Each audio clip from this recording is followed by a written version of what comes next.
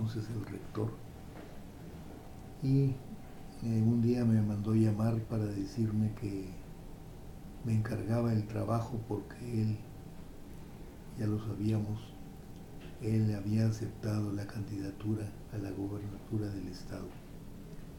Entonces él se desprendió de la rectoría y me encargó de un trabajo que fue el que me acercó a Alfonso Reyes. De ese trabajo resultó el libro Páginas sobre Alfonso Reyes, que salió finalmente en 2 volúmenes, el año 55 el primero y creo que el 57 el segundo, y muchos años después salió en 4 volúmenes una segunda edición por el Colegio Nacional.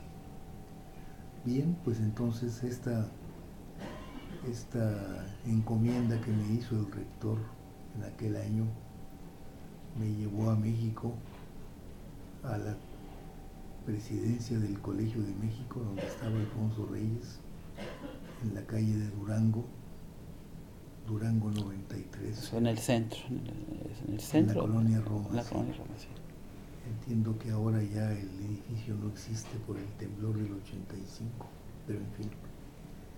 Entonces conocí a Alfonso Reyes y me atrajo vivamente la personalidad de este hombre bajito, gordito, sonriente, simpático, educado, respetuoso y muy inteligente.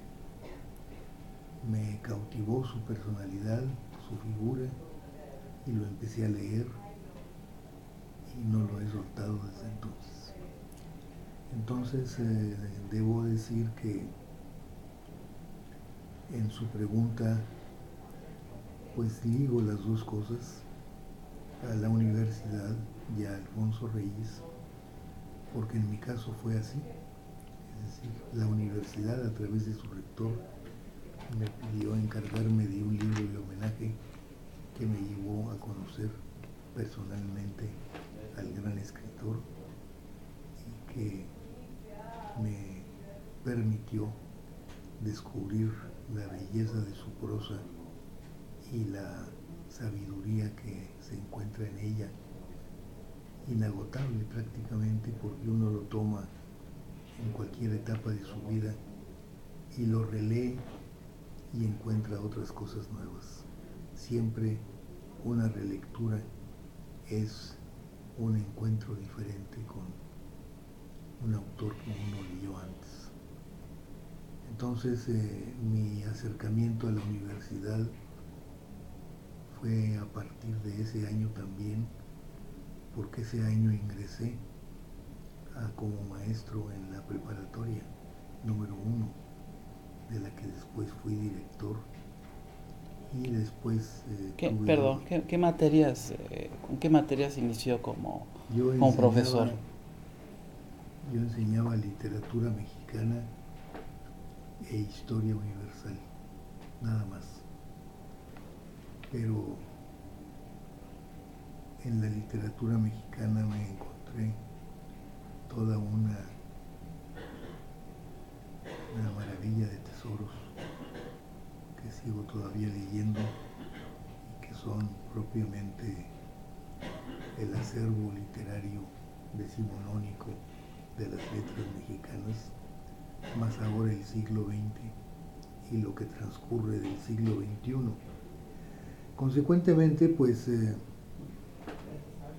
para mí están ligadas la figura de Reyes y la presencia de la universidad, y así las he entendido siempre, porque Alfonso Reyes fue uno de los pilares que hizo posible la fundación de la universidad en el año 33. Recordemos el voto por la Universidad del Norte, texto que escribió desde su embajada en Río de Janeiro, Brasil, y pues toda la obra completa de Reyes es propiamente una lectura abierta al mundo y a la sabiduría y al entendimiento de las cosas humanas y no humanas. Gracias. Don Alfonso, en lo que toca al ámbito filosófico, ¿usted diría que hay alguna influencia decisiva, bueno, ahorita mencionó a García Morente, en su formación y en sus intereses humanísticos? Es decir, ¿se identifica usted o se identificó usted en algún momento con alguna corriente filosófica en particular en ese encuentro con la filosofía y el panorama que le tocó vivir en su momento? ¿Cuál fue el filósofo, la corriente que le llamó la atención? Pues yo leía mucho, obviamente, a Platón, porque era la figura primordial en ese despertar de la filosofía griega y occidental. Pero después fueron apareciendo otros autores. El último que todavía me interesa y me impulsa a nuevas lecturas es Heidegger, que me ha parecido siempre el gran cuestionador y el gran, digámoslo así, el gran propulsor del ejercicio del pensar. Justamente ahora estoy leyendo un libro que encontré en la librería Gandhi sobre el pensamiento filosófico, que es un libro pequeño, que es un curso que dio semestralmente en aquella universidad alemana en donde impartía sus clases, y es de los años 40. Es un libro muy esquemático, pero necesariamente exige mucha profundidad para entender lo que pretende decirnos el autor, porque él hace un ejercicio, como él llama, del pensar sobre el pensar, porque el pensar es para Heidegger el pensamiento filosófico, y entonces si queremos saber cómo pensar filosóficamente, tenemos que ejercitarnos en pensar sobre el pensar. Y para esto utiliza un fragmento de Heráclito, muy breve, y un texto también un poco breve de Nietzsche, creo que de El mundo como voluntad Y representación.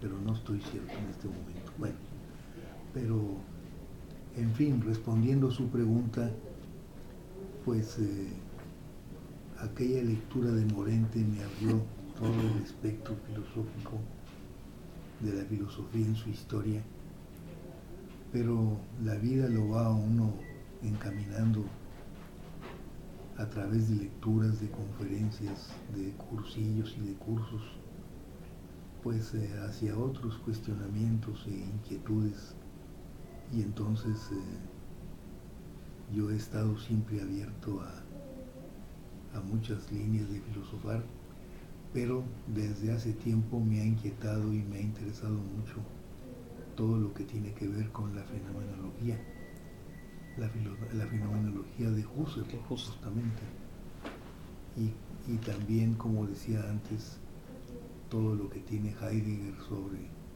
el ejercicio del pensamiento filosófico. Este interés que usted tiene en Husserl y ahora en Heidegger, que se ve reflejado en algunas de sus reflexiones y sobre todo de sus conferencias en las que yo he estado, tienen que ver también con otras influencias. Yo recuerdo haberlos escuchado hablar de Ortega y Gasset, de Gauss, e incluso creo que usted tuvo alguna relación también con Fernando Salmerón, ¿no? Que es mucha. ¿Cómo valoraría usted las aportaciones de estos filósofos a la filosofía iberoamericana y en particular a esto que podemos llamar la filosofía mexicana? Pues mire usted, déjeme contestar su pregunta con un prólogo o con un antecedente que quizás sea un poco extenso. Adelante. pero eso es necesario para explicar lo que quiero decir.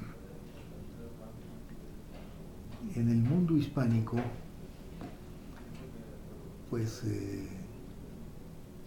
el retraso en el pensamiento filosófico era patente, no solamente en América, también en España, mientras el pensamiento filosófico alemán, francés o inglés se ejercitaba ampliamente en el proceso del tiempo, en el mundo hispánico nos habíamos quedado un poco retrasados. Solo como ejemplo, déjeme decirle que la crítica de la razón pura de Kant la tradujo un cubano, José del Perojo, en el año de 1883. Usted sabría decirme quizá cuál fue el año de aparición en alemán de este libro de Kant, principios del 19 o fines del 18, cuando se publicó en alemán la crítica de la razón pura. Pues mucho antes. Mucho antes. No tengo el dato, pero es el siglo XVIII. Sí, es el siglo XVIII. Bueno, pues vamos a fijar un siglo después se traduce al español. Y pues casi medio siglo después aparece la Biblioteca Filosófica de la editorial Losada en Buenos Aires, que tanto beneficio dio al estudio y el pensamiento de la filosofía en Hispanoamérica. Pues en el año 38, si recuerdo bien, todavía la traducción de José del Perojo estaba ofreciéndose en esa biblioteca filosófica de Losada. Y con esto quiero decir que estábamos en un atraso notoriamente agudo sobre el pensamiento filosófico occidental. Aquí hay que recordar una situación que se presentó en la historia de la cultura española, que fue la institución libre de enseñanza de ya se me va el nombre, ¿cómo se llamó aquel gran maestro que impulsó el pensamiento, el ejercicio libre al margen de las doctrinas religiosas? Bueno, pues ahora lo recordaré después. Esta figura y esta institución abrieron las puertas de aquel encierro en que estaba el pensamiento hispánico, y entonces de ahí deriva esa experiencia maravillosa que tuvo España de mandar a todos los rincones del pensamiento filosófico y científico de Alemania, Francia, Inglaterra, quizá Italia también, mandó a estudiar a españoles para que vinieran formados por los pensadores de su tiempo. Y uno de ellos fue José Ortega y Gasset.